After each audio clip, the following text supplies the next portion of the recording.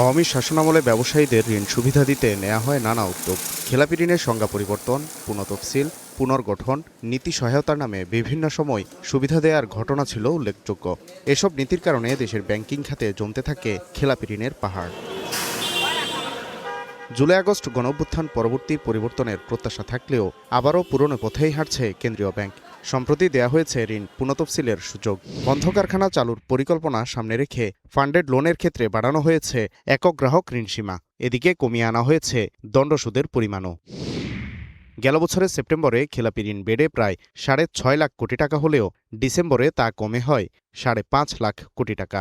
এমন পরিস্থিতিতে কেন্দ্রীয় ব্যাংকের আবারও নীতি সহায়তার সমালোচনা করে বিশ্লেষকরা বলছেন, আবারও বাড়তে পারে খেলাপি ঋণ। অতীতে যে একক ঋণ সীমা ছিল, মাত্রা যেটা ছিল সেটা গ্রহণ করে অনেক ক্ষেত্রে অনেকে মিসইউজ করেছে।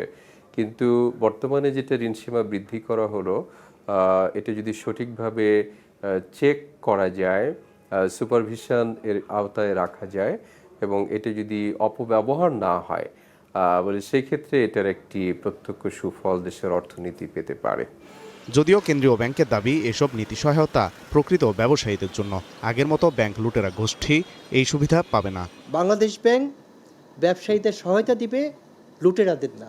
হ্যাঁ, আমরা যদি সঠিকভাবে মনিটর করি এবং আমাদের নির্দেশিত পথ অনুযায়ী ব্যাংক যদি তার গ্রাহকদেরকে কঠোরভাবে মনিটর করে এবং ফান্ড যদি ডাইভারশনের সুযোগ না থাকে, তবে বড় ফান্ড কোনো গ্রাহকের কাছে গেলে সে যদি জেনুইন এবং বোনাফাইড ব্যবসায়ী হয়, তবে তাতে আতঙ্কিত হওয়ার কোনো কারণ দেখি না।